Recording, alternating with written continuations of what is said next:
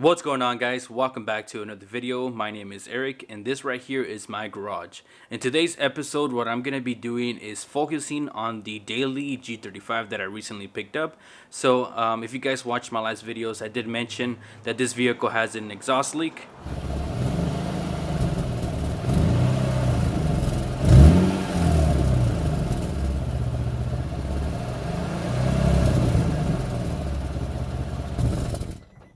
So this vehicle is actually leaking from the test pipes. So what I'm going to do today is show you guys how to remove those test pipes and install a single piece test pipe that doesn't have a flex section so that it won't leak in the future. So I hope you guys like this video. Without any further ado, let's go ahead and get right into it.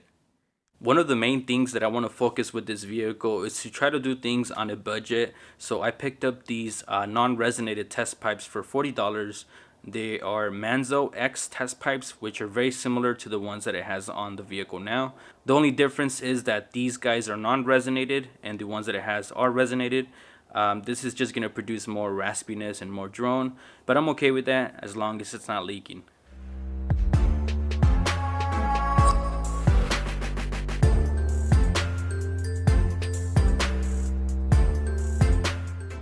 Before we do anything, you should go ahead and disconnect your negative terminal on your battery because we're going to be disconnecting the O2 sensor.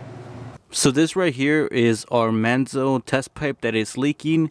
So there is basically 5 fasteners that hold this test pipe onto the vehicle. So there is 2 right here next to the white pipe, and there is 3 more in the back that you need to remove. So we're gonna go ahead and first start off by disconnecting our O2 sensor, which is right here in the middle. So we're gonna go ahead and remove that. Once we do that, we're gonna go ahead and remove the fasteners in the back and move our way this way. So before we are able to remove the O2 sensor, I'm gonna go ahead and first disconnect the cable so that as I'm turning this, the cable doesn't get into a bind.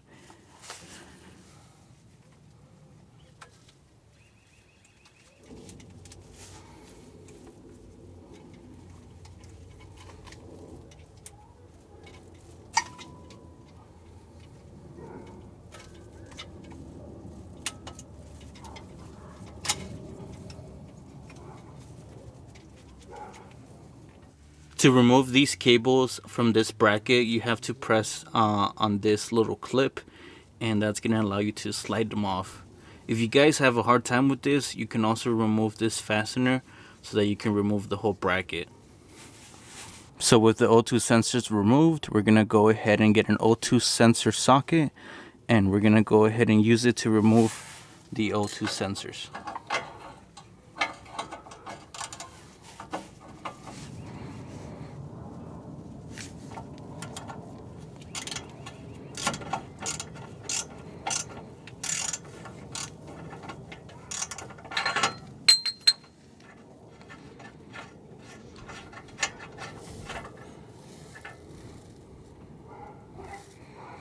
So this O2 sensor is pretty burnt up. I'm surprised I'm not getting a check engine light. For now, I'm going to go ahead and reuse these.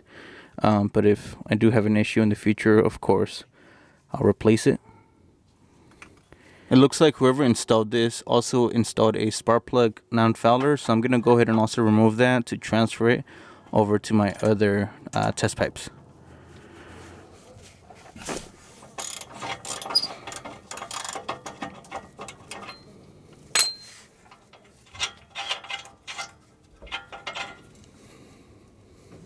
It's a little bit harder for me to show you guys how to remove this side just because of the position that I'm in. So I'm going to go ahead and show you guys how to remove it from this side, which is basically the same thing on both sides. Before you guys try to remove these fasteners, I would recommend for you guys to soak them in penetrating fluid. As you guys can see, these guys are kind of rusted into place. I'm going to try to hit it with an impact, and if I'm not able to remove them, I'm going to use some penetrating fluid. So what I'm using right here is a 3/8 impact wrench, a swivel 14mm socket, and an extension. And I'm going to try to break them loose.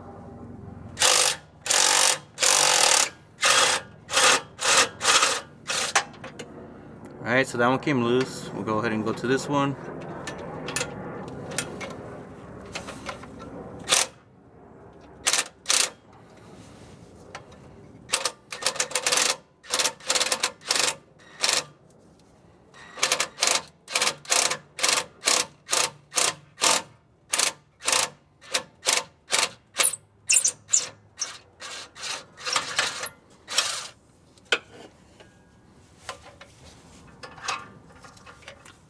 So for the most part, I was able to remove 2 of these. I'm gonna try to get the last one.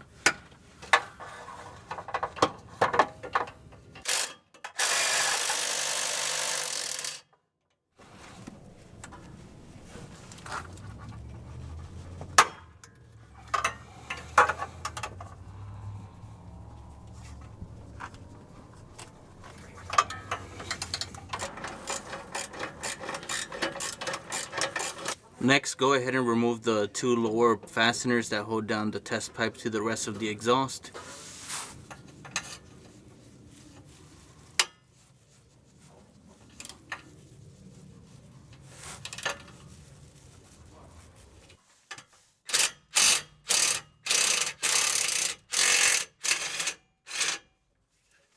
With all the fasteners removed, you should be able to remove the test pipe now.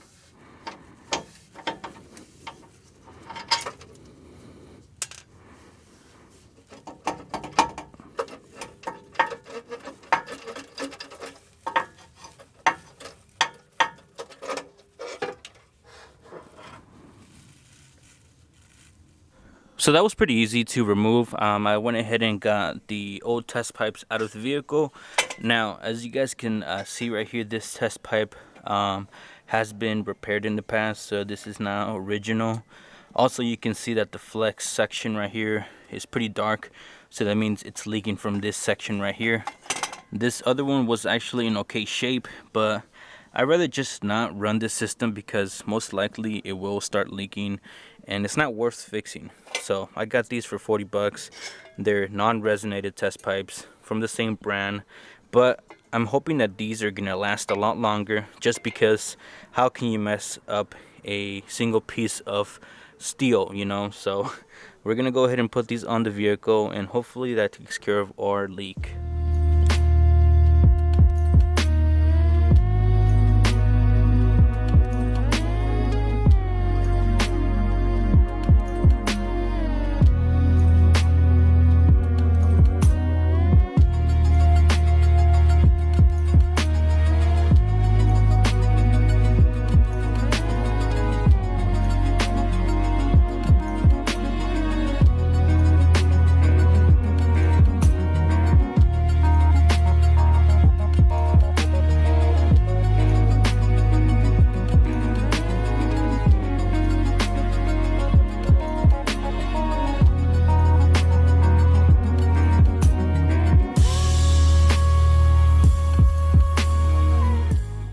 So as you guys can see, I did go ahead and put everything back together off camera.